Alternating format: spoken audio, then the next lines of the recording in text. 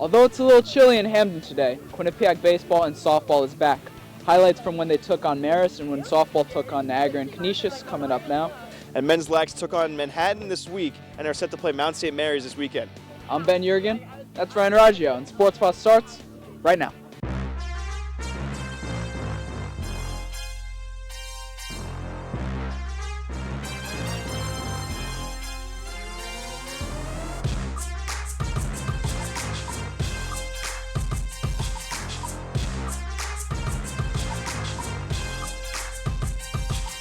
Welcome to this week's edition of Sports Paws. I'm Ryan Raggio. And I'm Ben Jurgen. We have a great show for y'all tonight, so let's just jump right into it.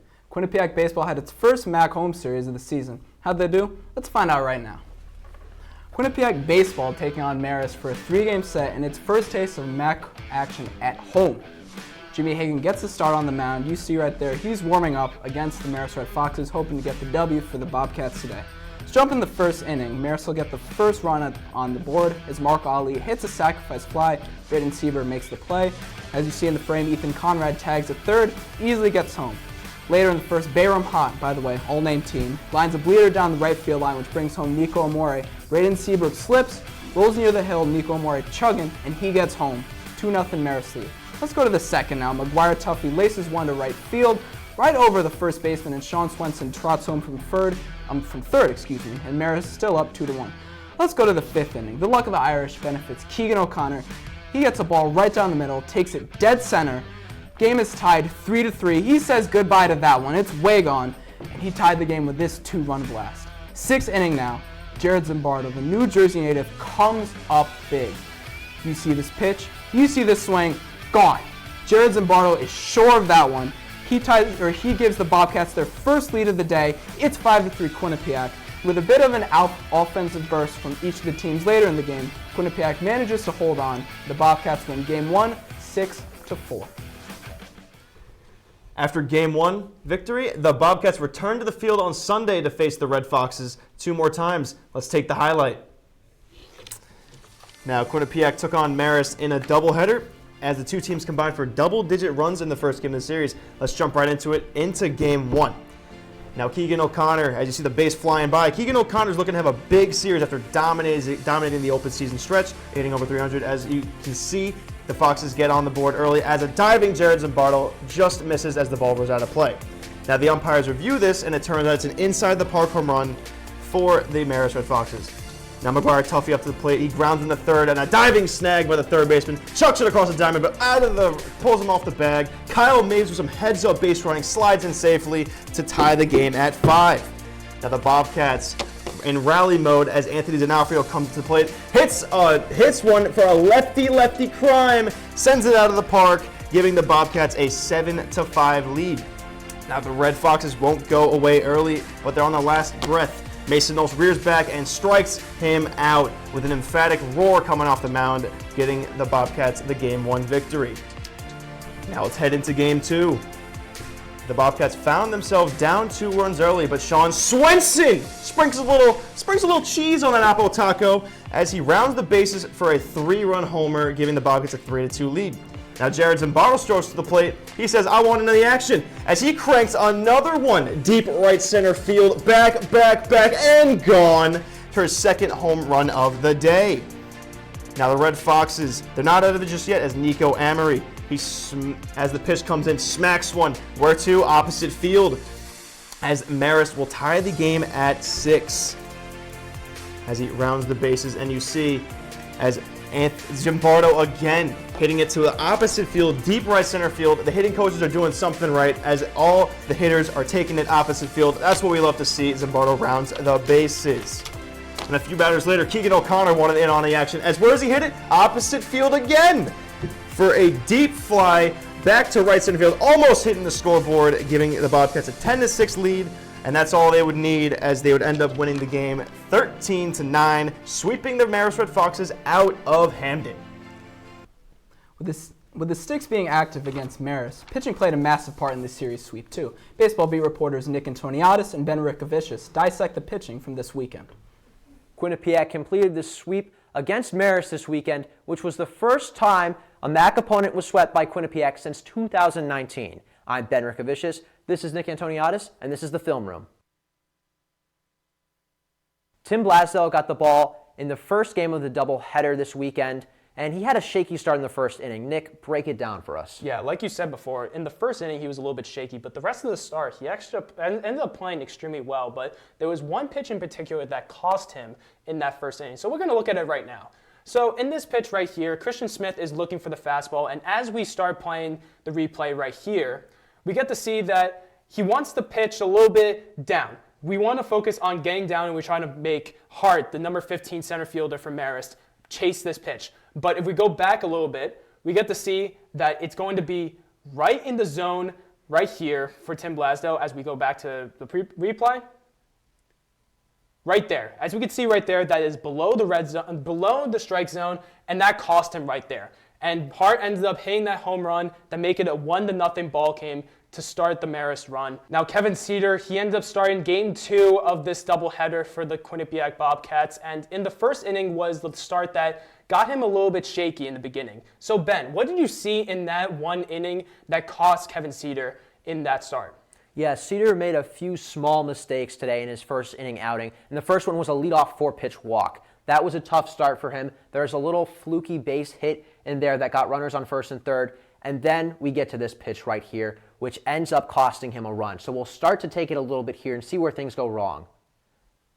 So right there, if we rewind it a little bit, we can see great contact, but let's find out how he got that. So Keegan O'Connor calls for this pitch a lot lower in the strike zone here, trying to get a swing and a miss. So we take it a little bit, and we'll see how this ball changes.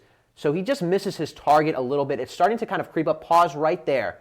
You can see it's almost waist high right there, where in reality, where Keegan O'Connor wanted that pitch was maybe around his knees more where it's at right now. So we'll play it a little bit more, and we'll see the contact that's gotten on here on this pitch. Bam, barrel, right there. And he's able to drive it into left field, pulling that baseball down for a base hit, and the run scores because of it. So even though that pitch didn't really affect him too much, if you think about it single compared to like giving up a home run, right here, obviously it affects him because of the prior mistakes. So limiting those mistakes will help him tremendously in the future.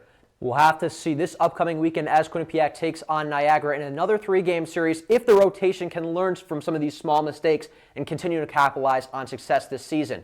I'm Ben Rickovicius, joined alongside Nick Antoniadis. This was the Film Room. So now let's see how the MAC standings line up after the Bobcats weekend series. Coming in at the number 1 spot are the reigning MAC champions, the Canisius Golden Griffs, after a sweep of Iona. Ryder and Fairfield sit at 2-3 with 5-1 records, and Quinnipiac arrives at number 4 with their weekend series sweep of Marist, and with Manhattan and Niagara at 5-6. Rounding out the bottom are Mount St. Mary's, Marist, Iona, and Siena. Going over to the softball diamond, infielder Lala Pasquale earned some hardware before the weekend contest.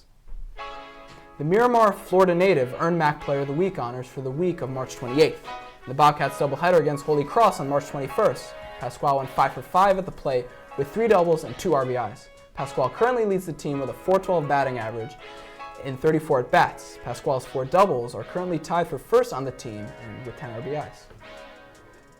The Bobcats held its MAC home opener on Sunday against Niagara. Let's roll the tape and see how they did. Quinnipiac takes on Niagara in doubleheader softball action for its first taste of MAC conference play. Let's jump into 4th inning of game 1. 2 words, 1 name. Sofia Vega. Quinnipiac taking on Niagara in doubleheader softball action to kick off MAC conference play for its first taste of MAC action. 4th inning, game 1. 2 words, 1 name. Sofia Vega. That smooth stroke drives a double down the left field line, drives in 2 of her Bobcat teammates, and she earns 2 ribeye steaks. She slides in smoothly on that play and gives Quinnipiac the 3-1 lead. Later in that same inning, Brooke Hilliard bloops a single into center field, and 2 runs score for the Bobcats for a 5-1 lead. Let's go to the 6th inning now. Sydney Horan's on the mound for the Bobcats. She's straight up dealing, just allowed 1 run the whole day, but she lifted a pitch a little bit over the plate here, and Samantha Hare gets a good crack on it. It's a long fly ball, soars over the head of Mary Fogg, but it drops behind her. She does a great job relaying in, and it's a deep single, but that's not enough for Niagara. Quinnipiac wins the first game 6-2. Now let's head to game 2. The Bobcats, of course, they want the clean sweep. They want to bring out the broomsticks. Going to the bottom of the 2nd. Bobcats trailing again early. Quinnipiac knotted the game up off another single from guess who? Sofia Vega, the first year, with another smooth stroke, drives the ball into center field for the equalizer. Runner scores from second. Game is tied at 2-2. But then, Natalia Apatiga wires the ball up the middle, scoring 2 more. Ground ball gets into center field. But as you can see, some miscommunication on the base pass. Apatiga going to second, runner heading back to second. They're both tagged out, and the double play ends the inning right there. But let's go to the top of the 6th. Jackie Gonzalez on the mound, and Bridget Nasir does her a massive favor. Look at this play right here. Ground ball to her, dives, whoop, da-na-na, na-na-na, makes a phenomenal play, gets the put out at second. The Bobcats close out the game and sweep Niagara 6-5. Now, Ben, let's stay on the softball field as the Bobcats took on the Canisius in a doubleheader today. Let's check out the outcome, shall we? Now, the Golden Griffins and the Bobcats face off for the first time this season. Last time out, Quinnipiac lost 5-1. They're looking to bounce back on this success they've been having so far. Now, we're still scoreless heading into the bottom half of the second inning, but that'll change as Hannah Davis will launch this one over the center fielder's head for a 2-run home run, as QU will lead early in this one 2-0.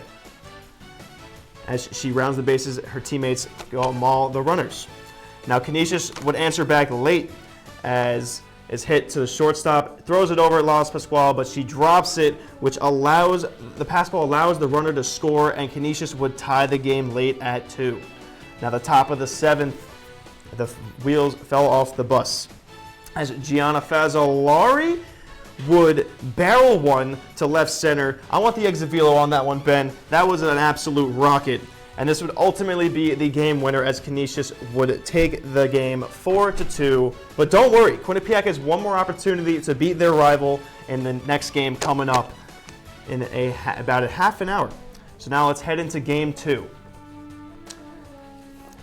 Let's see if Quinnipiac can get on the board early. However, Canisius would be the ones getting on the board early as Christy McGee-Ross would run up and slap hit one to center field that gets past the center fielder as she's chugging around second. The runner from third is going to score. McGee-Ross is chugging around third. Close play at the plate. She slides around the tag for an inside the park homer. And Canisius will continue as Rosie Gomez will single down the right field line, which allowed Fazzolari to score on the play, making it 4-0 Golden Griffins. Now the Bobcats have 2 on and 2 out with Amanda Engel coming up to the plate, but Alexis Churchill will blow one by her to strike her out, leaving the runner stranded. Let's head into the top of the 7th, shall we? Canisius continues to apply the pressure, puts the ball in play as Sydney Costin would drive it up the middle as the 11th run of the game would score for Canisius. And the last opportunity for the Bobcats come up as Amanda Engel's up again, but the same outcome strikes out as Canisius would take it 11-0. After today's doubleheader, let's check out the softball updated MAC standings. Now, after dropping those 2 games to Canisius today, Quinnipiac fell to 2-2 and fell to 4th in the conference, while Mount St. Mary's went up to 1st. Canisius and Marist are 3-1 at 2-3. Fairfield is in 5th at a 1-2, and rounding out the 6th through 8, still yet to play is Siena, St. Peter's, and Iona.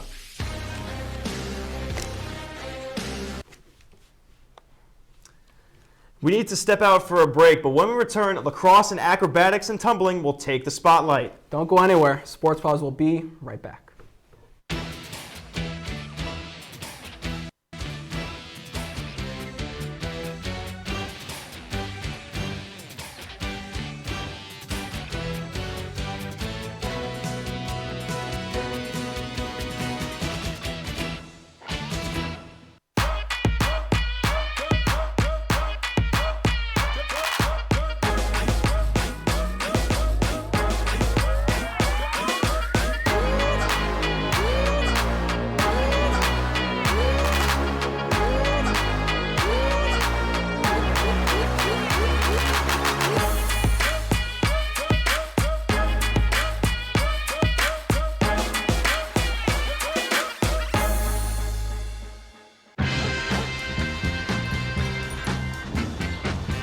When we adopt a shelter pet, we discover they're a unique mix of all kinds of things. Come on, Jules, spot on this last one. There it is.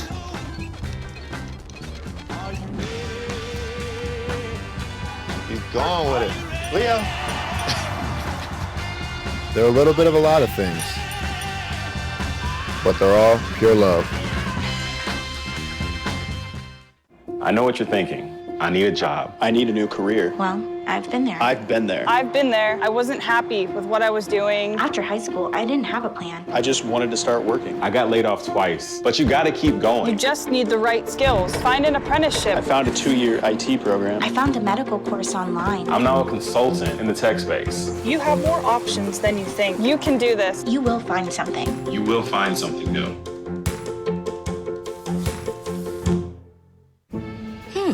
Maybe you can make retirement happen. After all, you made home ownership happen.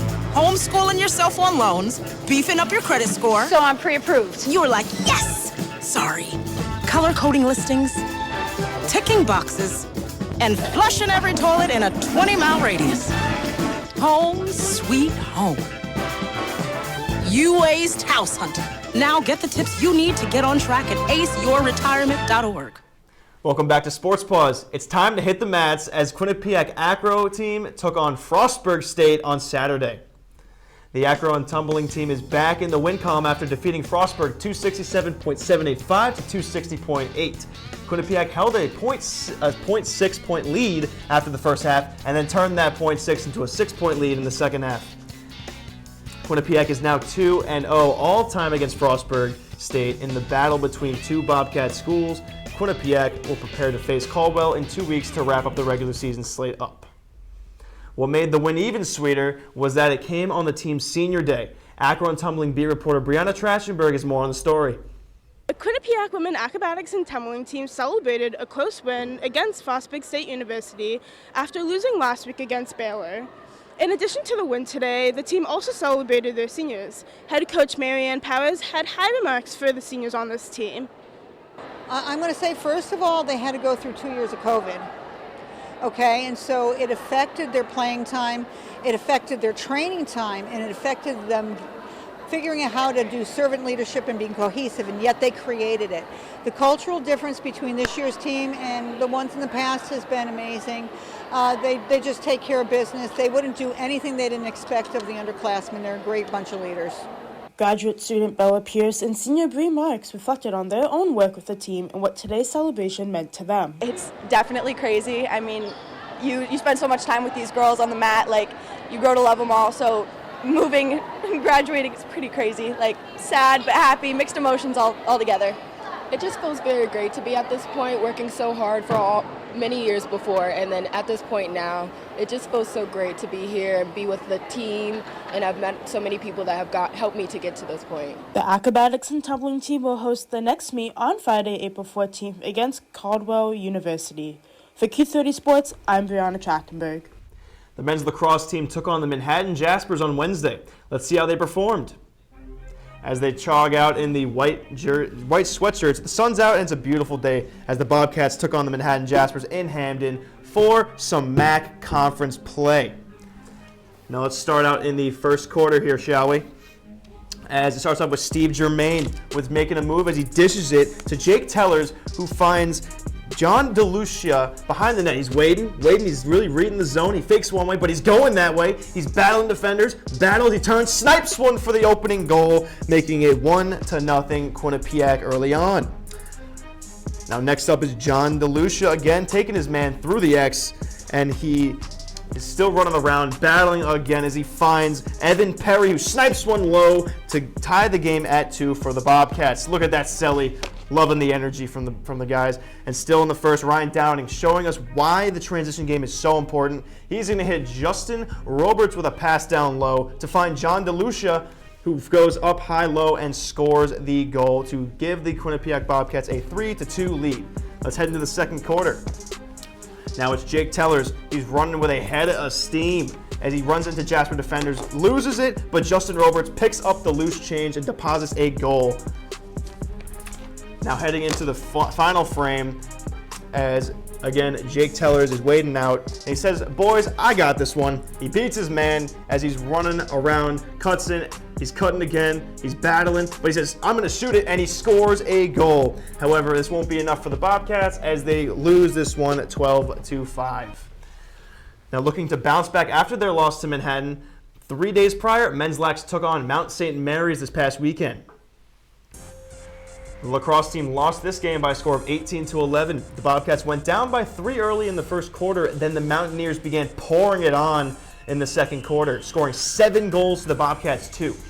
The Mount outshot the Bobcats 51-32 in the match and won the majority of the faceoffs 22-12. Quinnipiac will look to snap a 2-game losing streak on Saturday when the team welcomes Siena to Hamden. Following 2 tough losses, let's check out where the men's team ranks in the MAC standings. Now, as you can see here, Quinnipiac is tied for 6th in the MAC with a 2-3 record. Manhattan and Mount St. Mary's are tied for 1st in the MAC with Siena, LIU, and Marist tied for 3rd. The Bobcats dropped contests to the 2 top-ranked teams this past week, so they will have to string together strong play down the stretch en route to the MAC tournament. 4 games remain in the conference play for the Bobcats, 2 on the road and 2 at home. Women's lacrosse team went up to Lewiston, New York and took on Niagara for its 2nd MAC contest. Let's take a look at the results. The Bobcats came out on the short end of the stick, falling to the Purple Eagles 11-8. Niagara's Lois Scarlo led the charge with 5 goals of her own, reaching 32 total on the season. Also for the Purple Eagles, Rachel Crane notched 3 in the game.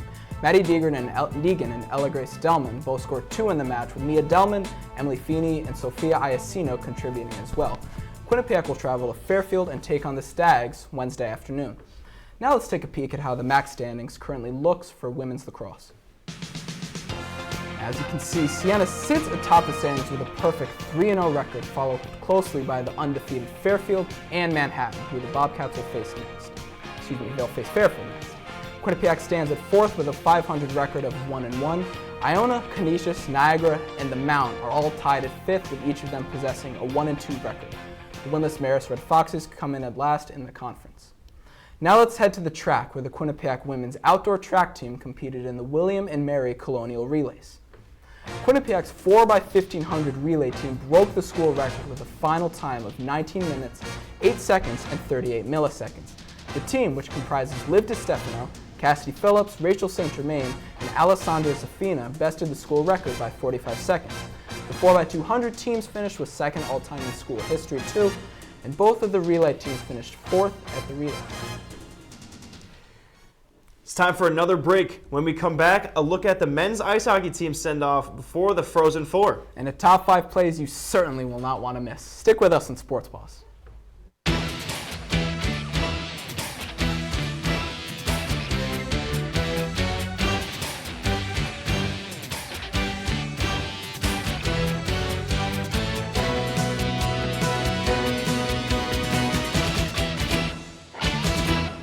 Honey, what I think you need is a socket wrench. I played JV basketball. I'm sorry. I don't think it looks right. This is good, and it's all good, baby. Is it really all good?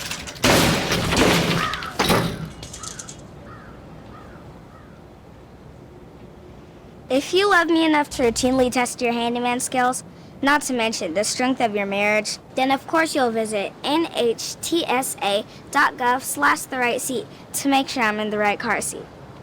I'm gonna call my dad. Meet the scan, a simple procedure whose mission is to detect lung cancer early.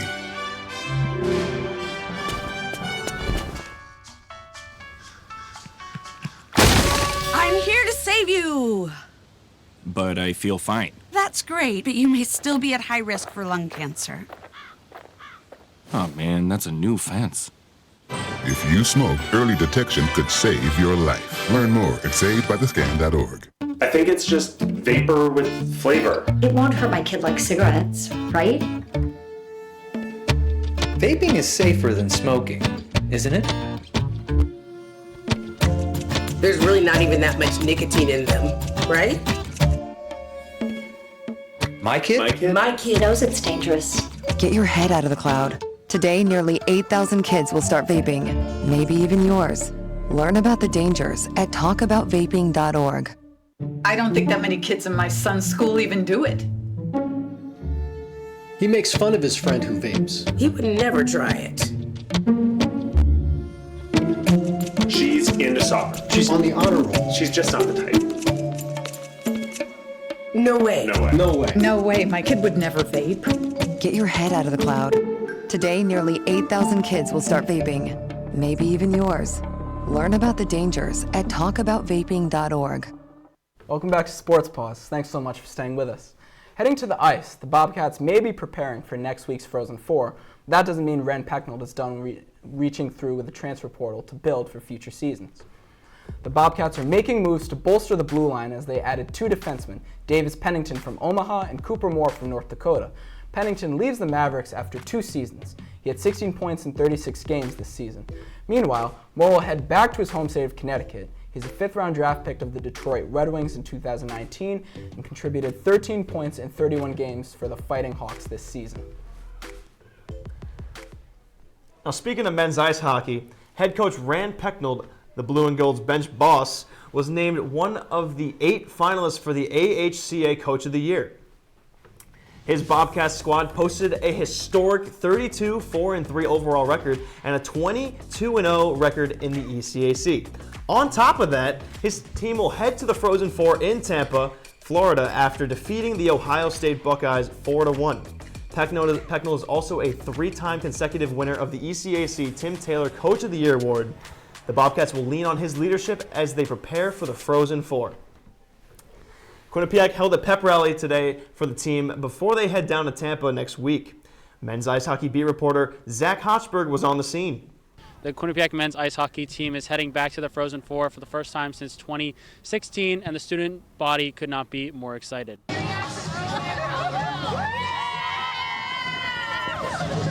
exciting. It's great that the community is behind us, and they asked me if I wanted to do it. Initially, I said no. I was like, no, we just got to focus on winning the game. But in the end, it's great for them. It's great for them to get recognized, and it was a nice turnout here today. You know, we're ideally a point of pride for the institution. It brings together our alumni base, the local community, the campus community, you know, and that's really what athletics in general should serve, as a front porch to the institution. And here we are, you know, on the biggest stage. I mean, it's us and 3 blue blood programs playing in Tampa, you know, and I like to say we're kind of like the Gonzaga of hockey, where those guys that they look at and they're like, well, how do they keep getting there? But, you know, we're not a flash in the pan. We've been there 3 times in the last 10, 11 years, and we proved that as a top 10 program that we belong with the best in the country. No, we just appreciate the support we get here in the state of Connecticut. The fan support at home was awesome this year. You know, it had always been great, and then the pandemic hit, and it kind of cut back a little bit, and I think we're back out of that a little bit, and not just the Quinnipiac students, but I thought, you know, we've got a great fan base here right in Connecticut. It's I mean, it's special. I said before, but we're so fortunate. We get so much support, and they always bring the energy every home game. I think it shows in our home game. I mean, we were undefeated this year, and even in Bridgeport, they traveled well. I mean, that building was so loud for both games, which it gives us a boost. Like, I think especially after the COVID year when we lost those fans, we kind of gained an appreciation for it even more, and it's awesome. Like, I know if it was a little bit cheaper and a little more easy and accessible for them, they'd all be down there in Tampa, and there's still going to be a good crowd that makes it down there. But I mean, they give us such a boost every night. So yeah, it's something like this. It's a nice little boost going into Tampa. The Bobcats continue their Frozen Four run on Thursday when they take on Michigan in Tampa Bay at 8:30. Reporting for Q30 Sports, I'm Zach Hochberg. Hey, Ben, you know what time it is? What time is it? It is time for your top 5 plays. Now, typically for Quinnipiac Club Baseball, I'm the leadoff hitter, but I'm feeling generous tonight. You want to take the leadoff? I'll bat too? Absolutely, man. Let's go get after it. Here you go. Play number 5 for top 5, my personal favorite time of the show. Play number 5, we're going to the lacrosse pitch versus Manhattan. John DeLucia, looking for an open player, has happy feet. Takes one way, goes the other, gets a little move, has a quick stick, scores the ball in the net. Play number 5. Now we have play number 4, heading to the baseball diamond. As we see a ground ball up the middle, where we see Kyle Mabe snag it. Jeter! As he throws it to Sebastian Mueller to get the out. Bobcats would win 6-4. Now we're staying on the diamond. Anthony D'Onofrio at the dish. You know what he says? Knopf said. D'Onofrio hits the ball way over the right field fence, says see ya to that one. Bobcats take a 7-5 lead, and they win game 1 with that lead. Play 2 is heading to the softball field as Niagara is down by 1. But Bridget Nasir has something else to say as she lays out to toss to second for the out. I'm stealing your thunder, Ben. Look at that. She lays out Gold Glove as the toss. Bobcats would win this game 6-5. Now play number 1. Jared Zimbardo's certainly going to need a platinum glove after this. Nathan Lincoln at the dish. He certainly thinks he has a home run. Does Jared Bardo think so? Zimbardo, no. Zimbardo with the platinum glove play, mullet flowing, he's hype. That's play number 1, and that's top 5. Loving the raw emotion from Jared Zimbardo. That's what we love to see. Absolutely. This will do it for another edition of Sports Paws. Thank you so much for watching, and thank you to everyone behind the scenes who made the show possible. For more content, follow us on Twitter at Q30Sports and visit our website at Q30.com. For Ben Jurgen, I'm Ryan Raggio. Have a good night. Good night, Hampton.